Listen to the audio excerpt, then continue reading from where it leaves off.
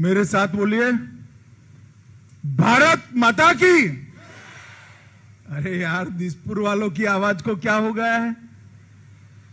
इतनी सारी माताएं बहनें, आवाज ऐसी होती है क्या? दुर्गा का स्वरूप निकालकर आवाज बढ़ाइए। मोदी जी दिल्ली में है, उन तक आवाज जानी चाहिए। आसाम में आसाम गण परिषद भाजपा सरकार बन रही है।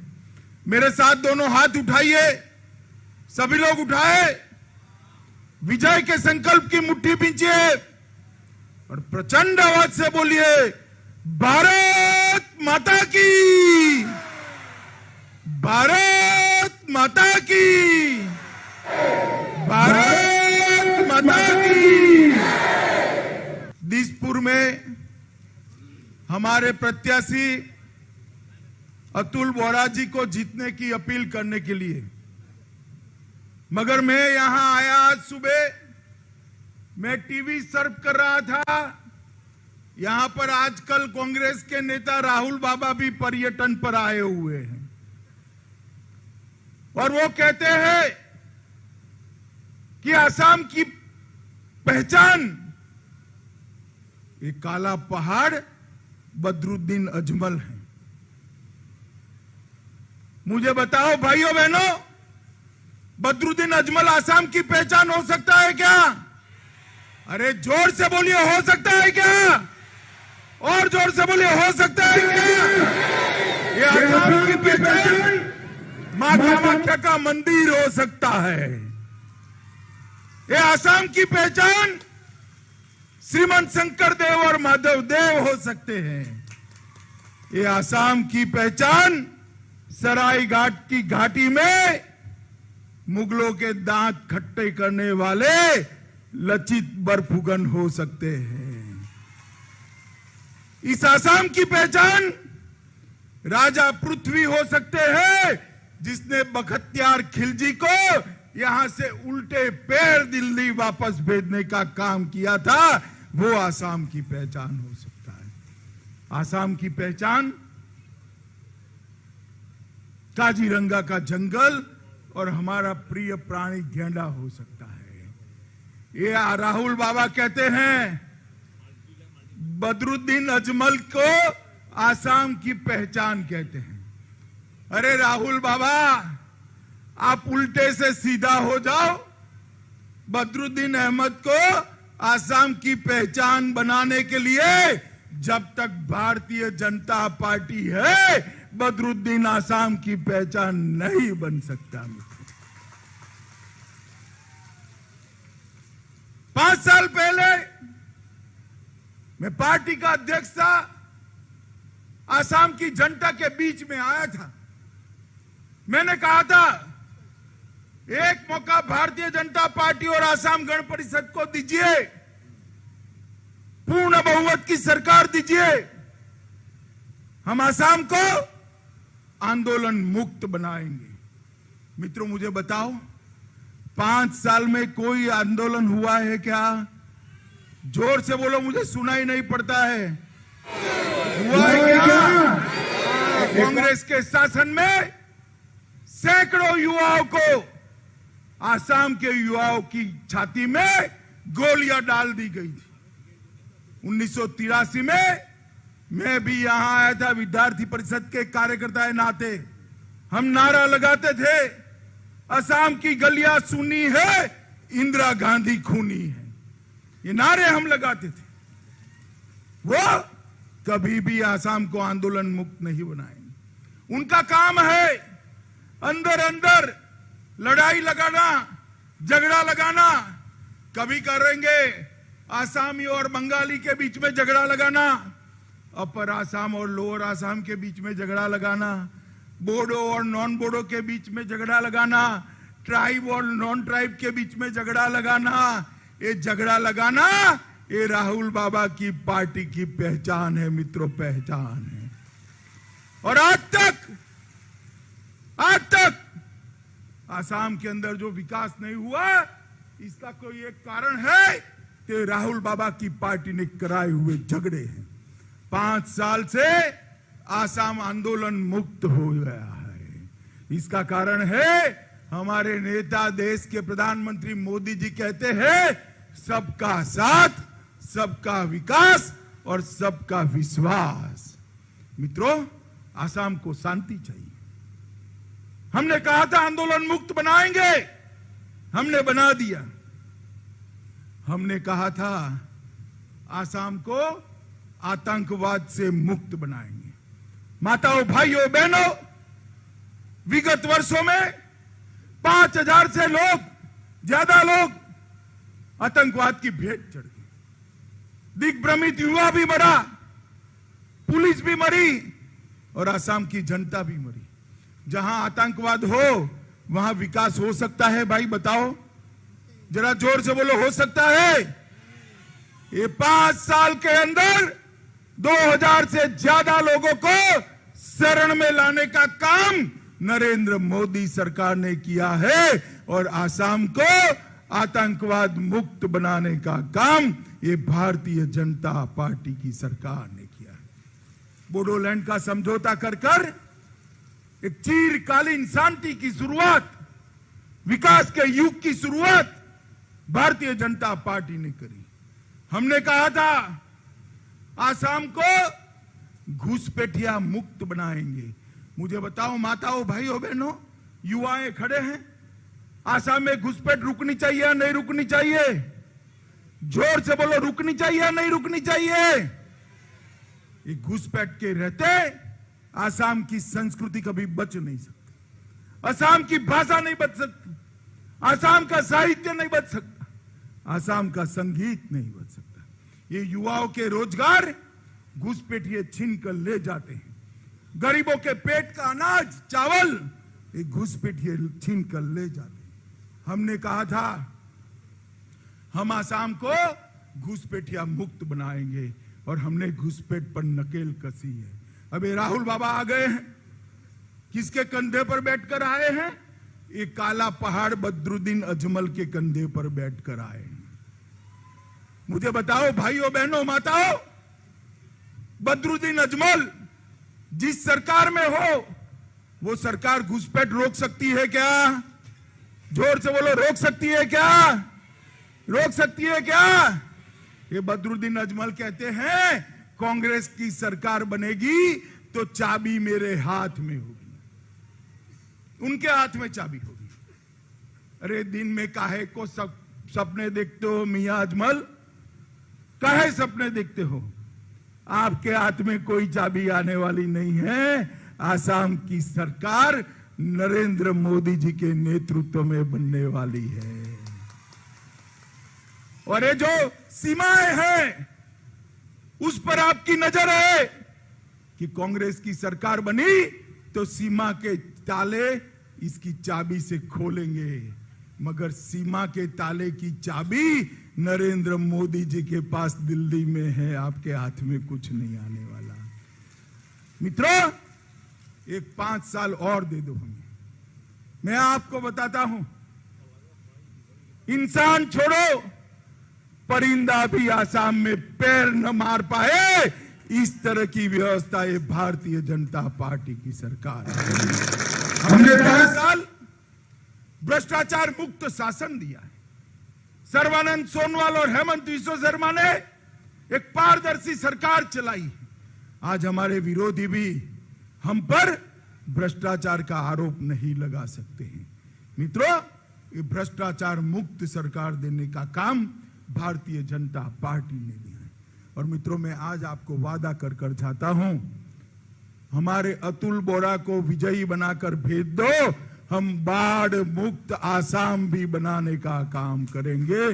बाढ़ मुक्त आसाम बनाएंगे। आसाम की 7.5% भूमि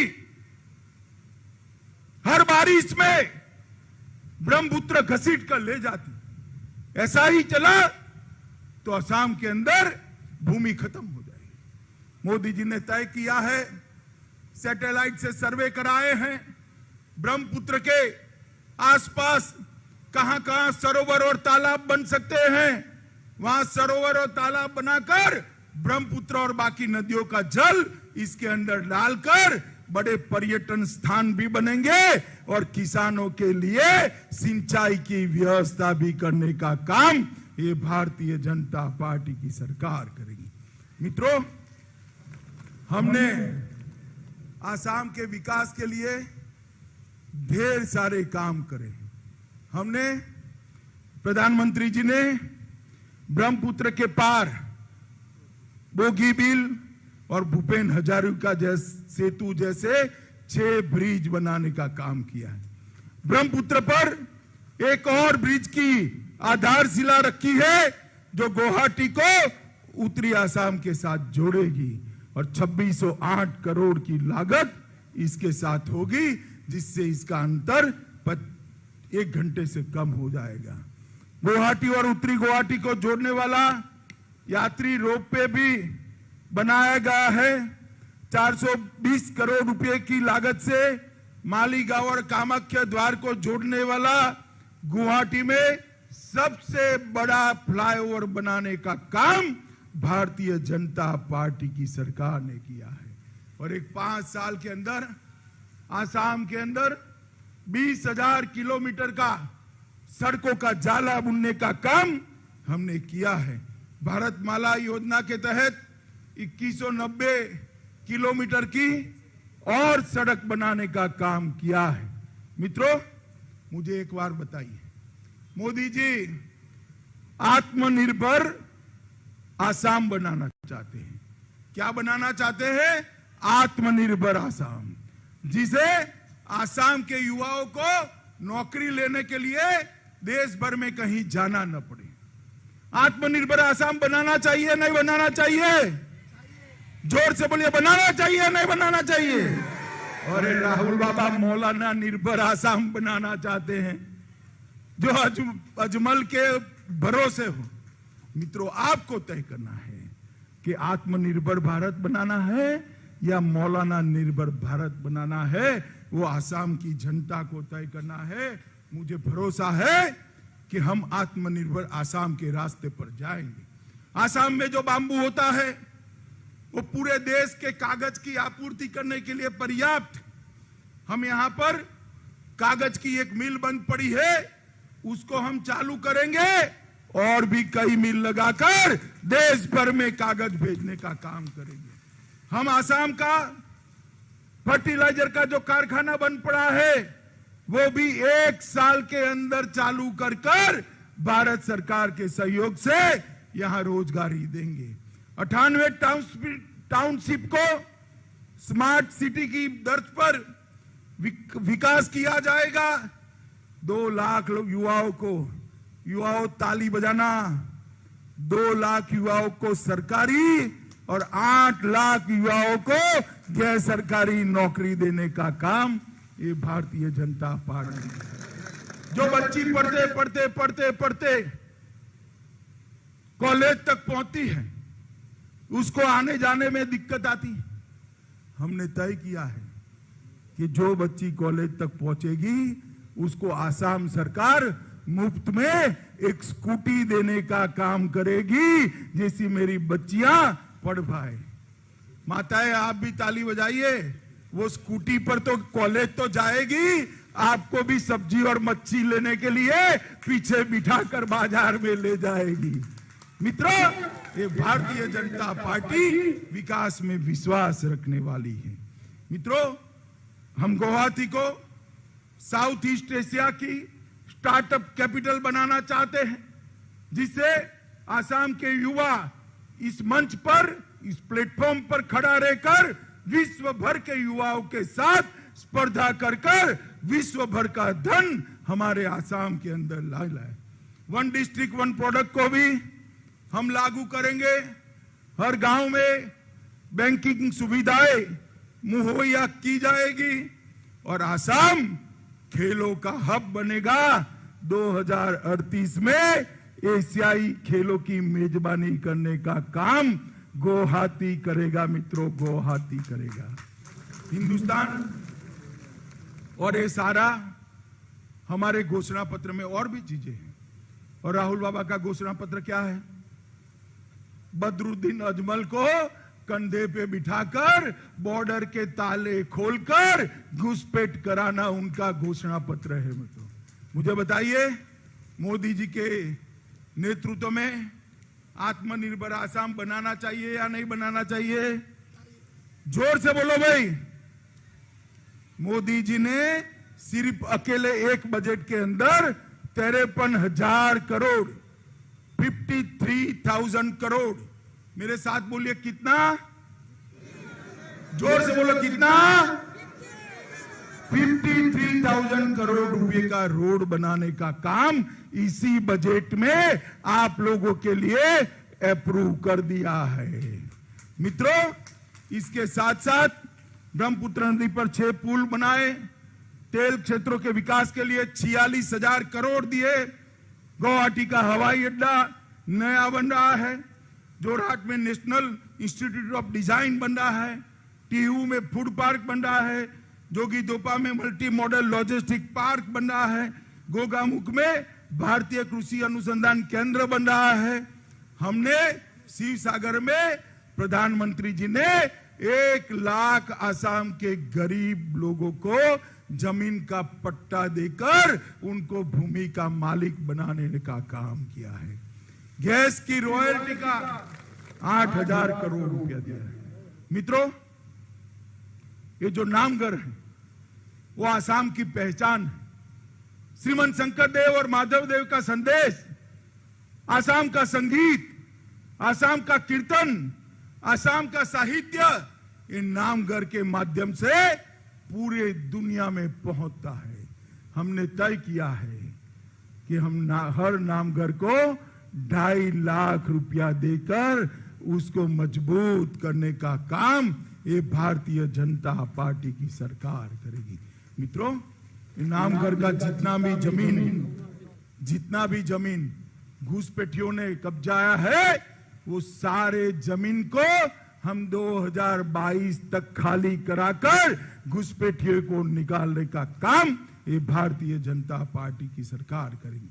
मित्रों, हमने 6 नए मेडिकल कॉलेज लखीमपुर, नौगांव, धुबरी, कोकराखार, तिनसुकिया और नलबाड़ी 6 नए कॉलेज बनाए और वहां अब आसाम के युवा को डॉक्टर बनने के लिए आसाम के बाहर जाने की जरूरत नहीं है, वो वहीं पर डॉक्टर बन सकता है।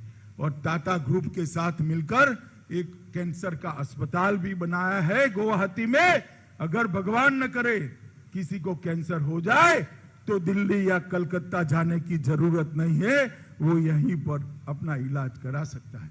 हर गरीब को 5 लाख तक का पूरा स्वास्थ्य का खर्चा नरेंद्र मोदी जी दे रहे हैं आयुष्मान भारत योजना के तहत, और 2022 तक हर गरीब के घर में शुद्ध पीने का पानी भी ये भारतीय जनता पार्टी की सरकार पहुंचाएगी।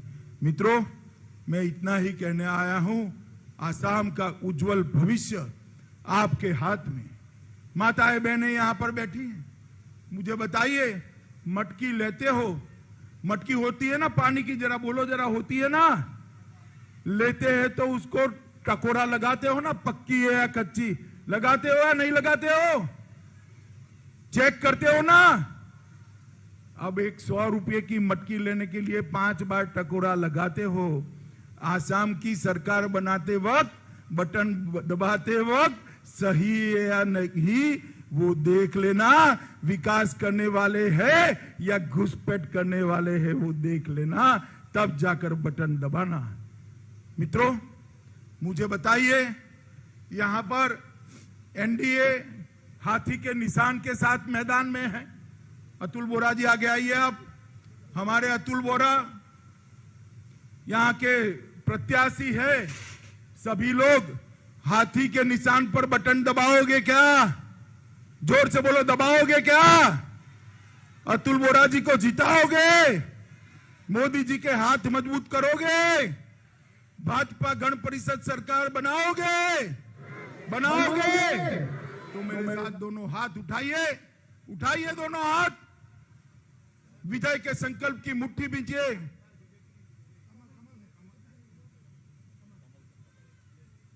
कमल के निशान पर बटन दबाओगे? पक्का? तो मेरे साथ दोनों हाथ उठाइए, मुट्ठी बींचिए, कमल को जिताने का संकल्प लीजिए, अतुल भाई को जिताने का संकल्प लीजिए और प्रचंड आवाज से बोलिए, भारत माता की, भारत माता की, भारत माता की, वंदे वंदे वंदे। मैं फिर एक बार सबको हाथ जोड़कर विनंती करता हूं कि कमल के निशान पर बटन दबाकर हमारे भाई अतुल भाई को विजयी बनाइए। वंदे मातरम।